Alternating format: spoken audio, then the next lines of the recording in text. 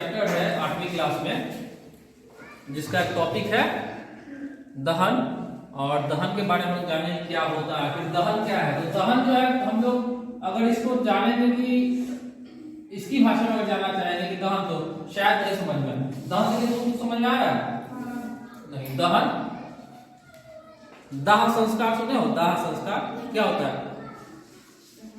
दाह संस्कार सुने हो? दाह कर देना, दहा देना नहीं, दाह संस्कार। दाह मतलब होता है कि जला देना। दाह संस्कार होता है ना, जब आदमी कोई मर जाता है तब मरने के बाद क्या करते हैं? उसको जलाते हैं, तो उसको दाह संस्कार बोलते हैं। तो उसको हम लोग जलाते हैं, मरने के बाद हम लोग क्या करते हैं? जलाते हैं। उसी से बना हुआ है दहन, उसी से बना हुआ है दहन। दहन का मतलब होता है जलना। दहन का मतलब होता है जलाना। दहन कर दिए मतलब जला दिए, ठीक है। हम उसी के बारे में जानेंगे कि आखिर दहन है क्या चीज, ठीक। तो सबसे पहले तो ये जान लो कि दहन है रासायनिक अभिक्रिया। दहन क्या है? रासायनिक अभिक्रिया है। अब बोलेंगे कि रासायनिक अभिक्रिया क्या है। तो रासायनिक अभिक्रिया वैसी अभिक्रिया है जिसमें दो या दो से अधिक पदार्थ एक दूसरे से मिलकर आपस में प्रतिक्रिया करके एक नए पदार्थ का निर्माण करते हैं।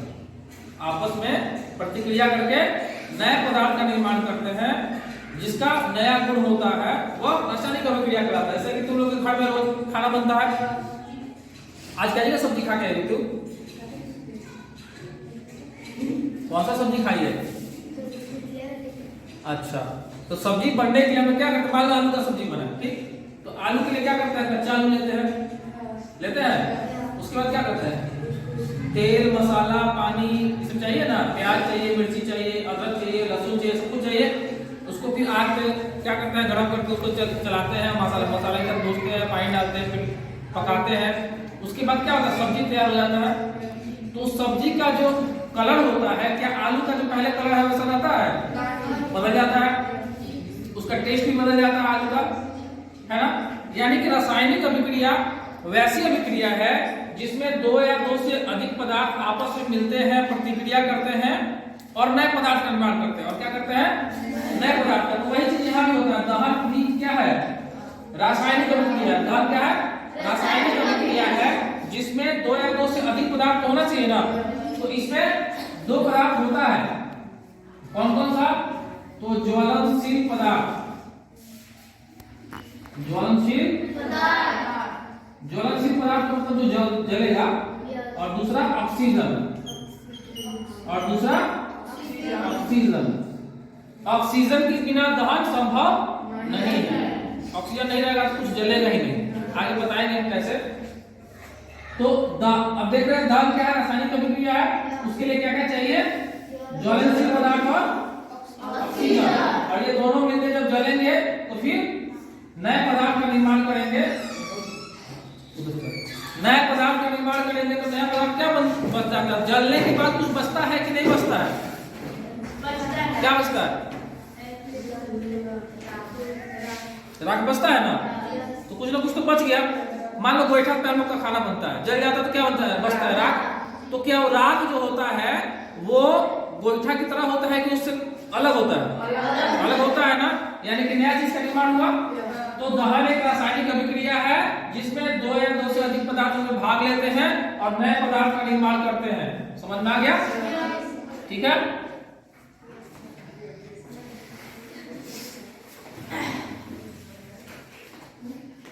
अब इसके बाद आया कि दहन के लिए आवश्यक क्या क्या है। आवश्यक मतलब जरूरी। दहन होने के लिए क्या क्या जरूरी तो अभी बताएं कि पहला तो ज्वलनशील पदार्थ चाहिए और दूसरा ऑक्सीजन चाहिए, ठीक है। पहला हमको चाहिए ज्वलनशील का मतलब जो जलने वाला हो। ज्वलनशील का मतलब जो जलने वाला हो। और दूसरा चाहिए ऑक्सीजन। ऑक्सीजन के बिना दहन संभव नहीं है, ठीक है। हम एक बार कोई एक एक्टिविटी करा देंगे, घर पे भी कर सकते हो। मोमबत्ती जलाना, ठीक। मोमबत्ती को रख देना नीचे और उसके बाद धीरे से उसके ऊपर से ग्लास रख देना। कुछ देर बाद वो बुझ जाएगा। क्यों? क्योंकि क्योंकि जब उसके ऊपर ग्लास रख दिए ना, मोमबत्ती अंदर है, ग्लास ऊपर रख दिए, तो ग्लास के अंदर जितना ऑक्सीजन वो तो जल गया, और जब ऑक्सीजन चाहिए उसको और जलने के लिए तो वो तो बाहर से अंदर जाएगा नहीं, तो क्या होगा, बुझ जाएगा। तो यानी कि जलने के लिए ऑक्सीजन जरूरी है, ठीक। और जलने से क्या क्या चाहिए, ज्वलनशील पदार्थ और ऑक्सीजन, क्लियर। पहला ये हो गया। दूसरा चीज ईंधन। ईंधन क्या होता है, तो अभी जो हम लोग बात कर रहे हैं ज्वलनशील पदार्थ, इसी को हम दूसरी भाषा में ईंधन कहते हैं, दूसरी भाषा में ईंधन कहते हैं, ठीक है। अब ईंधन प्रयोग कहाँ कहाँ होता है, जैसे हम लोग क्या करते हैं, काम करते हैं, जीते हैं, खेलते हैं, हंसते हैं, और हम बात करते हैं ईंधन के ऊपर। अब किसे बात करेंगे, ईंधन के ऊपर। ईंधन क्या है, हम लोग काम करते हैं, खेलते हैं, हंसते हैं, बोलते हैं, दौड़ते हैं, सब कुछ करते हैं ना, उसके लिए कुछ ना कुछ तो शरीर को चाहिए होता है। क्या भूखे रहने के बाद खेल पाओगे, नहीं। पढ़ पाओगे, यानी शरीर को चलने के लिए कुछ ना कुछ चाहिए। क्या चाहिए, खाना चाहिए। खाना में बहुत सारी चीज होता है, विटामिन, प्रोटीन, मिनरल्स, बहुत सारी चीजें होती है। वो सारी चीजें हमारे शरीर को ताकत प्रदान करती है, जिससे कि हमारा शरीर चलता है। गाड़ी को चलने के लिए क्या चाहिए, तेल चाहिए, ऑयल उसको कहते हैं, है ना। यानी कि हर एक पार्टिकुलर चीज जो हमारे आस पड़ोस में है, हम हैं चाहे जो भी, कुछ सबको कुछ ना कुछ चाहिए जीने के लिए या चलने के लिए या गति करने के लिए, तो उसी को हम लोग ईंधन कहते हैं। उसे क्या कहते हैं, ईंधन कहते हैं। दहन के लिए ईंधन की आवश्यकता पड़ती है, ठीक है।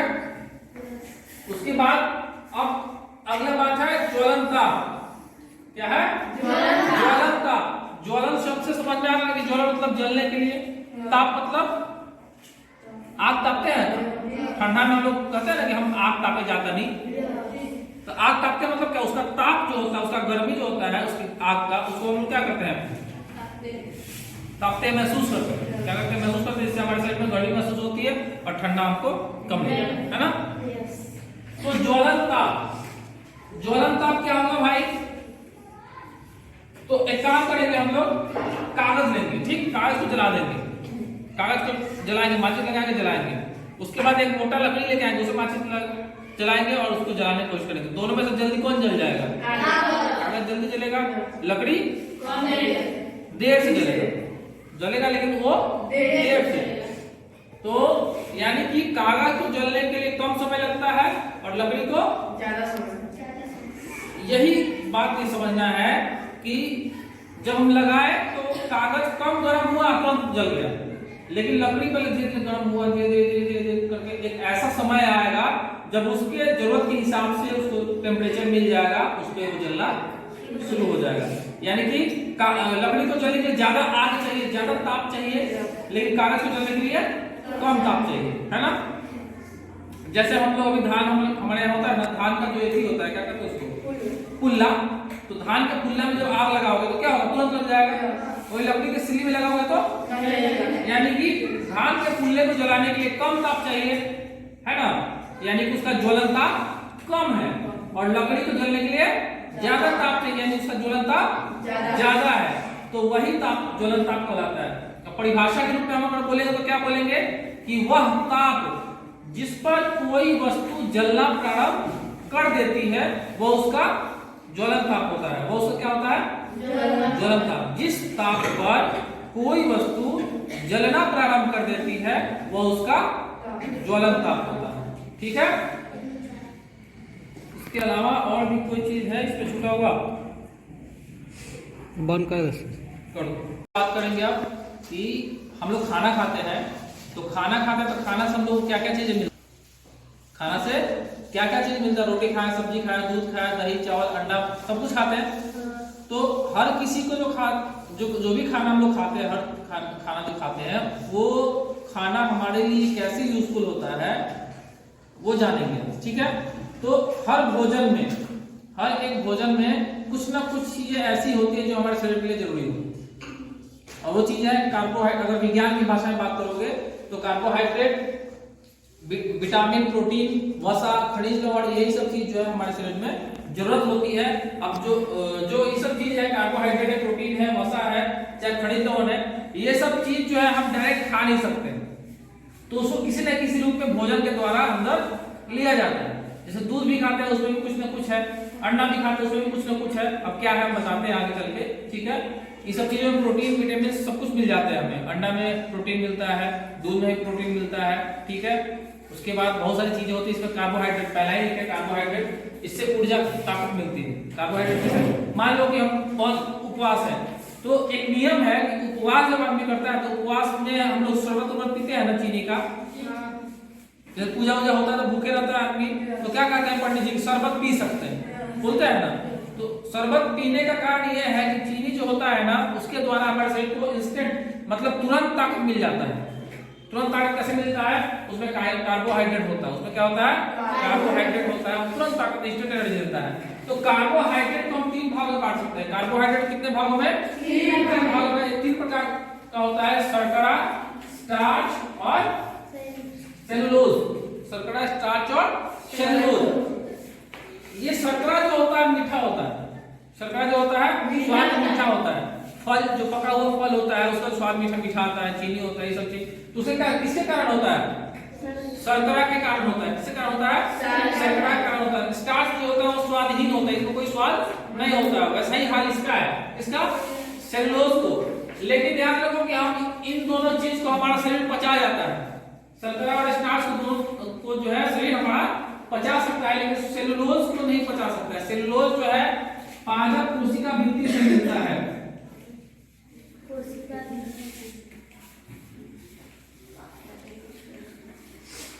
पादप कोशिका भित्ति में रहता है सेलुलोज।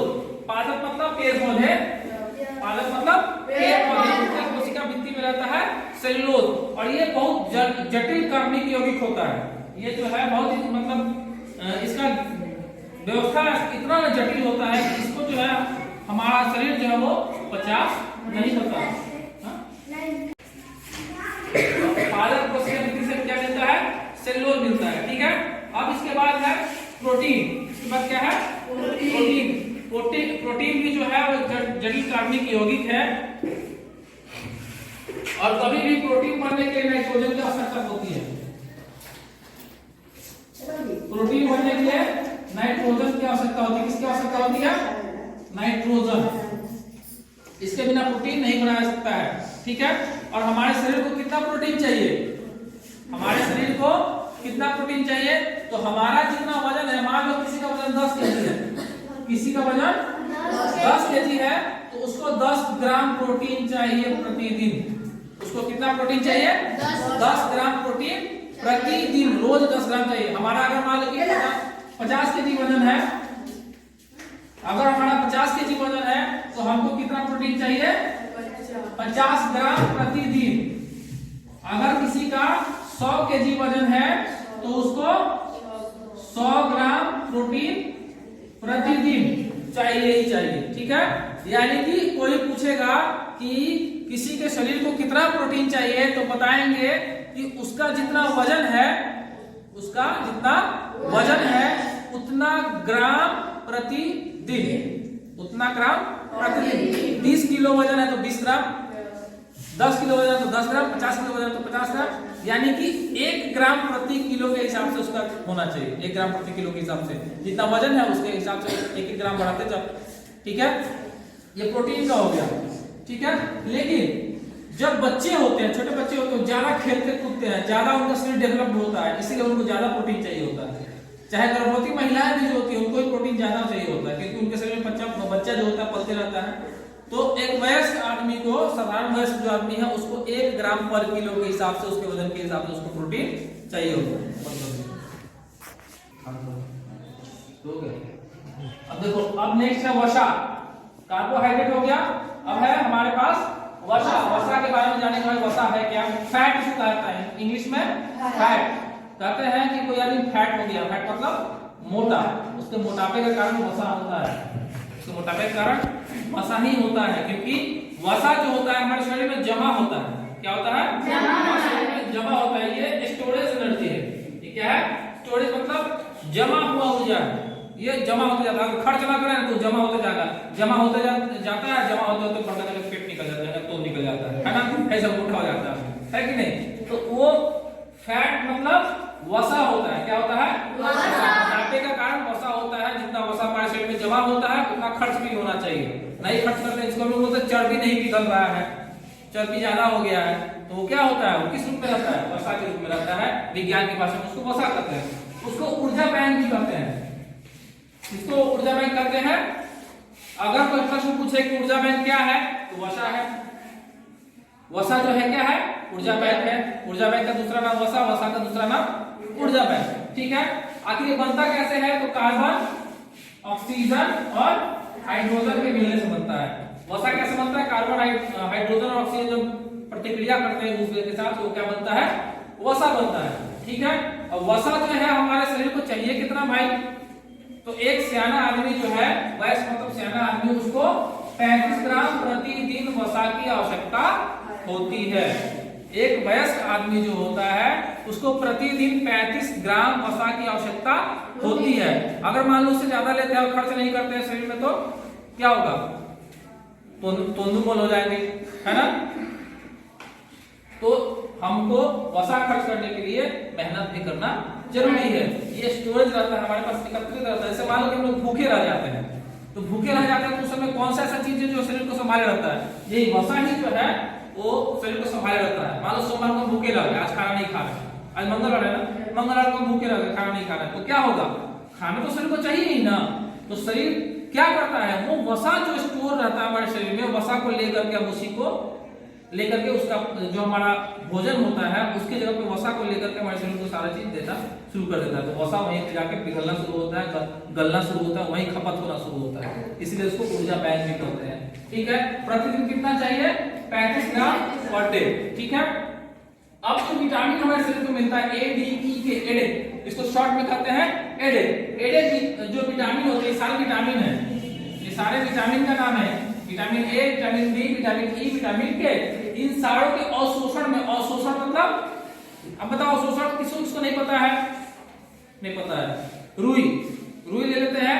ठीक है, यहाँ पानी गिरा हुआ है यार, अब रुई उसके ऊपर उठाओगे क्या हो जाएगा, चलो क्या हो जाएगा, उधर से भारी हो जाएगा। पानी जो है पूरा सोख लेगा, सही बात है, भारी हो जाएगा। रुई कैसे भारी हो जाएगा, पानी से पूरा अंदर चला जाएगा, यानी पानी को रुई क्या किया, अवशोषित कर लिया, अपने में अवशोषित कर लिया, पूरा अपने में समाहित कर लिया। ठीक है, तो वही होता है अवशोषण। तो vitamin A, D, E, K में के अवशोषण में क्या सहायक होता है, तो वसा। यहाँ भी एक प्रश्न बनता है कि vitamin A, D, E, K में क्या, vitamin A, D, E, K को कौन अवशोषित करता है, वसा अवशोषित करता है। शरीर का ऊर्जा बैंक कौन है, वसा। ठीक है, एक वयस्क को कितना ऊर्जा, कितना वसा चाहिए, 35 ग्राम पर डे। ये 3-4 क्वेश्चन इनसे बन सकता है। ठीक है, अब हम देखते हैं कि शुरू करें जी। कार्बोहाइड्रेट, अगर हमको पता लगाना हो कि कोई भी भोजन में कार्बोहाइड्रेट है कि नहीं है, तो उसके लिए हम क्या करेंगे, तो कार्बोहाइड्रेट के टेस्ट के लिए किसी भी भोजन में कार्बोहाइड्रेट है कि नहीं, उसके लिए क्या करेंगे, उस भोजन का पेस्ट बना लेंगे। क्या बना लेंगे, पेस्ट। ठीक है, उसके बाद उसमें आयोडीन की 2 बूंद डालेंगे, आयोडीन का बूंद डालेंगे। आयोडीन के बारे में पता है ना, नमक में आयोडीन पाया जाता है, तो आयोडीन का 2 बूंद डालेंगे। अगर उस पेस्ट का रंग नीला हो गया, अगर गहरा नीला, अगर उस पेस्ट का रंग गहरा नीला हो गया, तो इसका मतलब उसमें कार्बोहाइड्रेट है, उस भोजन में कार्बोहाइड्रेट है। जैसे आलू है, बड़ा आसान है, आलू को काटो। ठीक है, आलू के काटने के बाद उसका जो आएगा, जैसे मान लो कि आलू है, काट दिए, इसका जो अगला भाग है उस पर 2-4 ऐसे चुटकी भर नमक गिरा के देखना, उसका क्या हो जाएगा, देखना नीला रंग आने लग गया, यानी कि उसमें कार्बोहाइड्रेट होता है। करके देखना घर में। ठीक है, अब प्रोटीन में क्या होता है कि मान लो किसी भी भोजन का हमको टेस्ट करना है कि प्रोटीन है कि नहीं है, उसमें प्रोटीन है कि नहीं है, तो इसमें भी क्या करेंगे कि टेस्ट बनाएंगे। क्या बनाएंगे, टेस्ट बनाएंगे। और टेस्ट बनाने के बाद उसमें कॉपर सल्फेट डालेंगे। क्या डालेंगे, 2 बूंद कॉपर सल्फेट, CuSO4, 2 बूंद कॉपर सल्फेट और 10 बूंद कास्टिक सोडा, कास्टिक सोडा, 2 बूंद कॉपर सल्फेट और 10 बूंद कास्टिक सोडा डालेंगे, कास्टिक सोडा को Na सोडियम हाइड्रोक्साइड कहते हैं, NaOH। 2 बूंद कास्टिक सोडा और 2 बूंद कॉपर सल्फेट और 10 बूंद कास्टिक सोडा डालेंगे, ठीक। 2 बूंद डाल दिए।